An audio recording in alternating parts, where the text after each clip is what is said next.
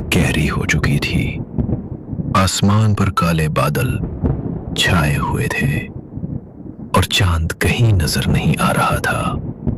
बादलों की गरज और बारिश की हल्की हल्की बूंदें जमीन पर बरस रही थीं। दरख्तों की शाखें तेज हवा में झूल रही थीं और गांव की कच्ची गलियों में मिट्टी की महक फैली हुई थी।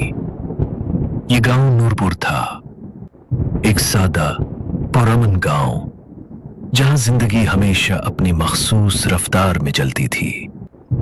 यहाँ के लोग मेहनती और सादा दिल थे। बच्चे खेलते कूदते, बुजुर्ग शाम के वक्त पुरानी कहानियां सुनाते और सबसे ज्यादा एहतराम गांव के बुजुर्ग मौलवी साहब को हासिल था, जो नेक और रूहानी शख्सियत के मालिक समझे जाते थे। मगर आज नूरपुर की फजा बदली हुई थी। हर घर की खिड़कियां बंद थीं, दरवाजे मुकफ्फल, गलियां सुनसान और हवा में एक अजीब सा खौफ तिर रहा था। मौलवी साहब, जो हमेशा नर्म मुस्कुराहट के साथ गांव में नजर आते थे, आज उनकी आंखों में सख्ती और चेहरे पर अंदेशा था। वो गांव की मरकजी गली में खड़े थे। बारिश की बूंदें उनकी सफेद दाढ़ी को भिगो रही थीं और उनके लब मुसलसल एक ही जुमला दोहरा रहे थे, छुप जाओ अपने घरों में, अंधेरा किसी का नाम लेकर आया है। उनकी आवाज में लर्जिश थी, चेहरे पर फिक्र की झलक नुमाया थी। गांव के लोग खिड़कियों के पीछे छुपकर ये मंजर देख रहे थे। बच्चे अपनी माओं की आगोश में सिमट गए थे।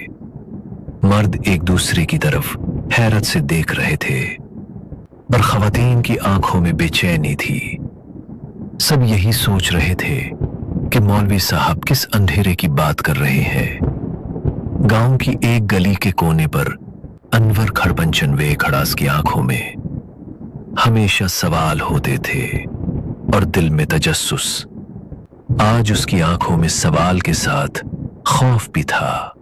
वो आहिस्ता आहिस्ता मौलवी साहब की तरफ बढ़ा पर पूछा, मौलवी साहब, ये आप क्या कह रहे हैं? अंधेरा किसका नाम लेकर आया है? मौलवी साहब ने गहरी नजरों से अनवर को देखा। उनकी आंखों में ऐसी बात छुपी थी जो लफ्जों में बयान नहीं की जा सकती थी। वो बोले, बेटा, जो आने वाला है वो देखने में अंधेरा है, मगर असल में ये आजमाइश है।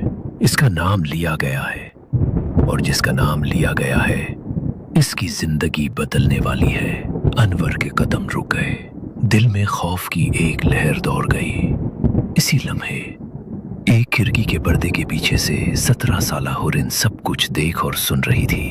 गांव में इसकी पहचान बहादुरी और समझदारी की अलामत थी।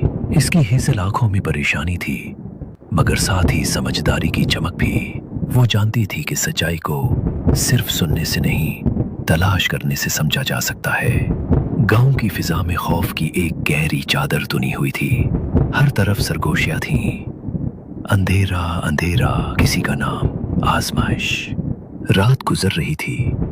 बारिश की बूंदें तेज हो गईं। जमीन पर स्याह धुंध सा कुछ फैलने लगा जो आम धुंध नहीं लग रही थी। गांव के बाहर एक पहाड़ी के नीचे पुरानी सी झोपड़ी थी जहां बाबा दरवेश रहता था। एक पुरअसरार शख्स जिसे कुछ लोग पागल समझते और कुछ वली। वो झोपड़ी में बैठा पुरानी किताब खोले हुए था। मोमबत्ती की रोशनी में उसकी नीली आंखें चमक रही थीं। अचानक उसने आंखें बंद कर ली और उसके लब हिलने लगे।